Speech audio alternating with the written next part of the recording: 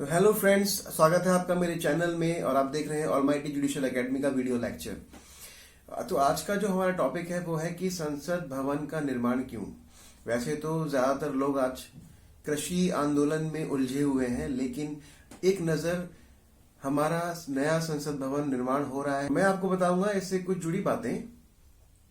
जो नया संसद भवन है वो पुराने संसद भवन के तुलना में कितना बड़ा होगा, कितना हाईटेक होगा, कितना पैसा इस पे खर्च होगा, कितनी क्या क्या सुविधाएं होंगी, तो सारी बातें मैं आपको बताऊंगा इस वीडियो में। तो बने रहिए इस वीडियो के साथ। तो जो नया संसद भवन है उसकी नींव रख दी गई है हमारे पीएम श्री नरेंद्र मोदी के द्वारा 10 दिसंबर को, जिस दिन मानवाधिकार दिवस भी मनाया जाता है, और शिलान्यास पूजन भी किया। अब देखना यह है कि ये निर्माण जो 2 साल में पूरा हो पाएगा या नहीं, क्योंकि पुराने संसद भवन का जो निर्माण था वो 6 साल में पूरा हुआ था और 1921 में उसका नींव रखी गई थी। और उसमें एक लोकसभा कक्ष था, एक राज्यसभा कक्ष था, एक सेंट्रल हॉल था और उसमें 543 सीटें व्यवस्थित थी।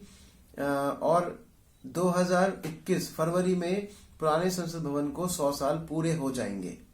जो पुराना संसद भवन है वो 47,500 स्क्वायर मीटर में करीब 80 से 85 लाख रुपए की लागत से बनके तैयार हुआ था, और जो नया संसद भवन है वो करीब 950 करोड़ रुपए की लागत से बनके तैयार होगा, और उसका जो क्षेत्रफल है वो 64,500 वर्ग मीटर का होगा।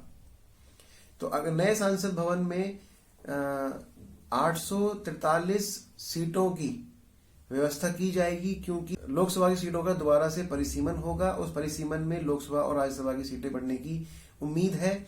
इसी कारण से इस संसद भवन को थोड़ा सा बड़ा बनाया गया है, और संसद भवन के ग्राउंड फ्लोर पे लोकसभा का कक्ष होगा, बाकी और संसदों को कार्यालय भी दिए जाएंगे।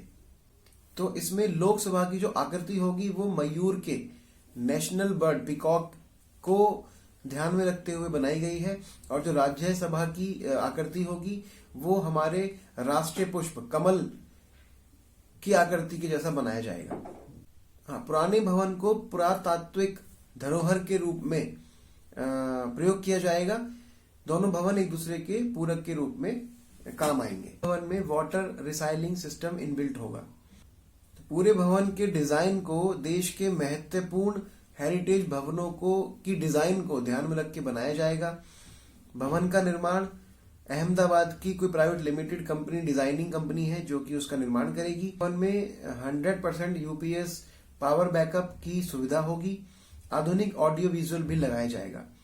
पूरे निर्माण कार्य में मौजूदा भवन की ऐतिहासिक धरोहर का संरक्षण को ध्यान में रखा जाएगा।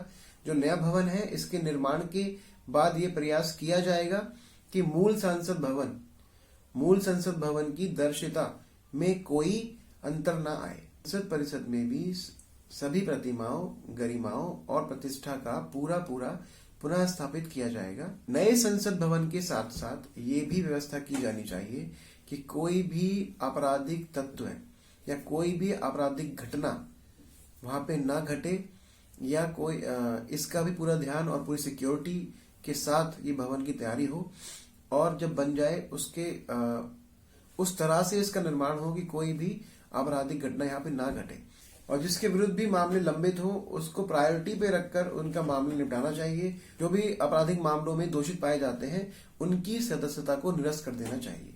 तो मुझे आशा है कि आपको एक सही जानकारी मैंने दी है और आप इस जानकारी के साथ बहुत ही संतुष्ट होंगे। Thank you so much. God bless you.